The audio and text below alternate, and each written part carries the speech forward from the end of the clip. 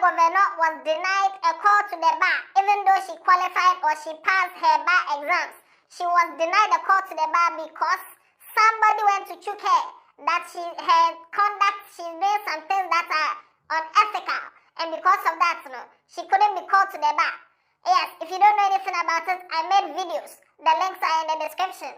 Now, the Chief Justice has said something, and when the Chief Justice said what she said, Ama Governor has come with details of whatever she has been going through, the cases and all the meetings and whatever. Now, this is what an account on Twitter posted. The Law Platform on Twitter posted this video and said, the Chief Justice gives the reason why Ama Governor and social media influencer wasn't called to the bar and may still not be called to the bar. Watch this video. And then when somebody has behaved in a certain way, we say we cannot call the person to the bar. I was surprised at the furor that rose up concerning the call to the bar of certain people, and I thought, like, seriously,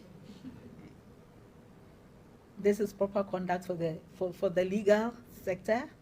That's interesting. Anyway, so for you to come into our space and to come into the space of the legal sector, your conduct cannot be obscene and offensive, and you expect that you'll be admitted. It doesn't work like that. Your comments on social media.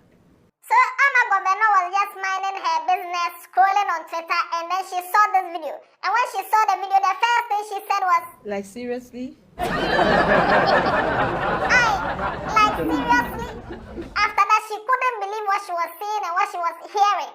So she took her glasses, she took it off, she wiped it very well, she wiped the lens. Yes, after that, she took cotton swabs, and then she cleaned her ears, and then she watched the video again. After watching it again, then she said, like, seriously? So after this, Ama Governor has come with accounts of what has been going on. I have the full gist for you. You know the name, right? Alatari Yanko.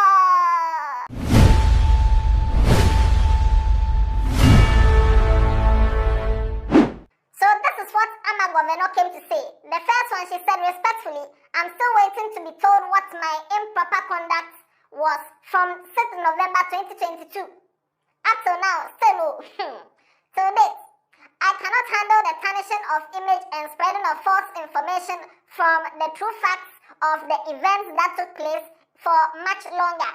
This is cruel. And then she came and said, I won the case, if you will, against the till date unidentified petitioner. Yanko, after my lawyer and I submitted our written legal response to the frivolous petition, it was thrown out in the very first hearing. The next 3 hearings till the decision was delivered was about 2 questions the committee had to ask me, and us coming to a consensus. Nothing about any crime I have committed or any misconduct on my part, whether in school or out of school. Never a pronouncement of misconduct. Not one time. I could have been caught by the Book of Shame, which is Ghana School of Law's way of catching students who misconduct themselves or have been reported by a teaching or non-teaching staff of Ghana School of Law. I was not a terrible law student or person while studying law.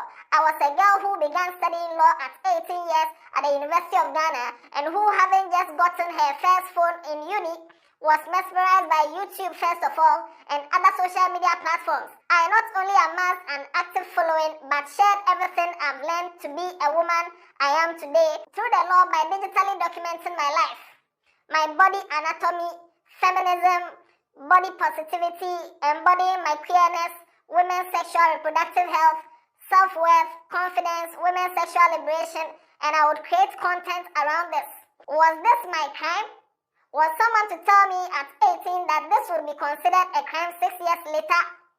What was my actual crime? What did I do? What did the Ama Governor girl actually do wrong? I see that there's a blatant disregard for Article 19, subsection 11 of our grand norm, highest law of the land, the Constitution, 1992, time and time again in this issue.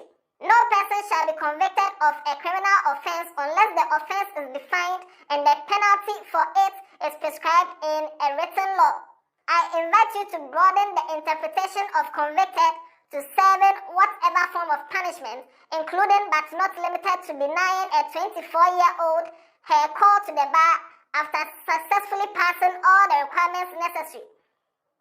Of course, I am aware of Section 3 of Act 32, but I invite anyone, they are taking us to law. But I invite anyone to challenge me that the way in which Section 3 was used against me was totally unfair and inconsiderate considering the facts. Imagine this.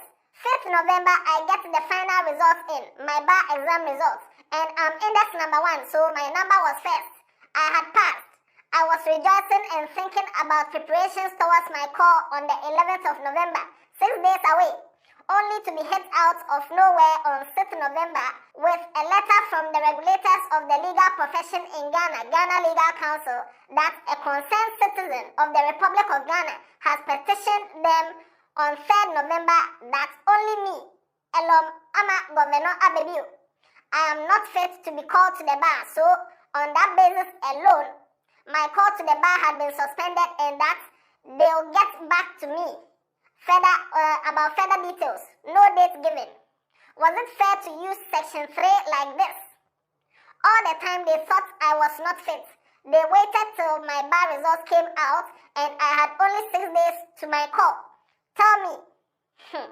Now this powerful yet vexatious petition will upset you for various reasons. TW1, or say the petitioner stated 3 grounds upon which they believe that I was not fit to be a lawyer.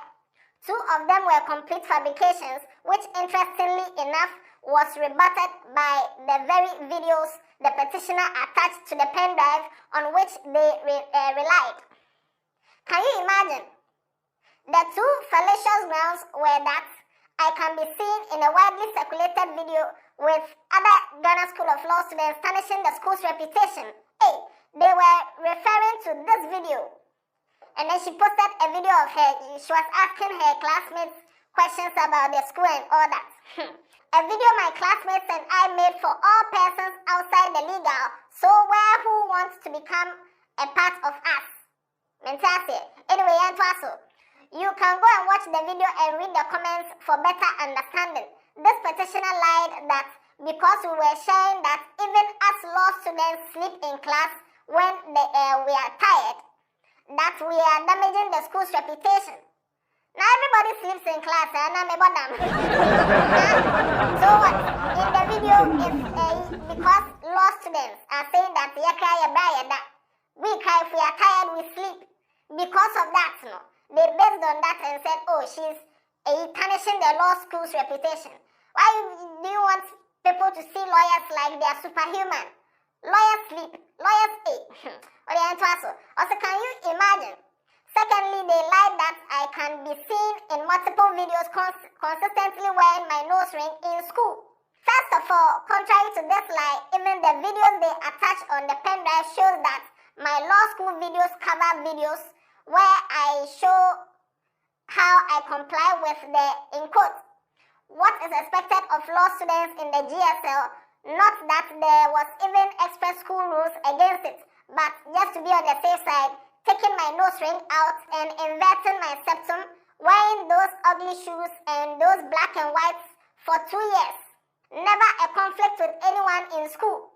Only for someone who doesn't know me to challenge my moral compass and single-handedly and maliciously change the trajectory of my life. How did we get here? The third grounds, which was not challenged as a lie, was that I am queer and that I sleep with women.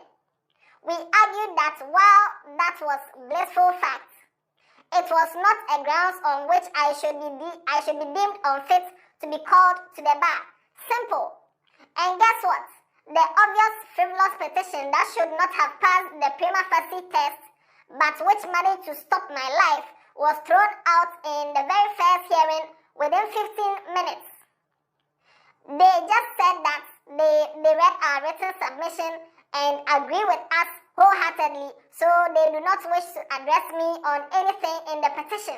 And yet, since 6th November 2022, my name continues to be dragged in the most undignified way. I hear in law classes I'm used as a bad example for people unworthy of the Ghana bar. When people like the Honorable CJ also talks about you like this in the video. Like seriously? Alata, be careful. So basically, Ama Governor is saying that she's not happy with what is going on. Okay, I'll say I'm sorry, but I do not recognize the person you are attempting to describe as me. Me, immoral, unfit, misconducting myself how? There's not a single content I have put out on this internet that I will not boldly account for. Not one. And still I think I am very fit to be called. So that's what Ama Governor has said, and she said, the interesting fact is, the person who reported her used a ghost name, Hajia Siduri. And the Hajia Siduri, at least if you are going to put in a petition, or you are going to complain or choke someone, you need to use your full name. Hajia Siduri is not a full name. Secondly, the phone number that the person provided, if you check the phone number, the owner of the phone number is saying that he did not write the letter. Also, he does not know any Hajia Siduri. Also, he doesn't know anything about this whole case.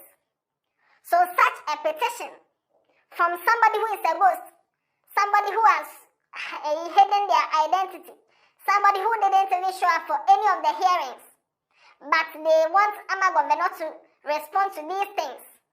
I'm not here to defend anybody, but sometimes let justice be justice, and let the justice justice, and let justice be justified.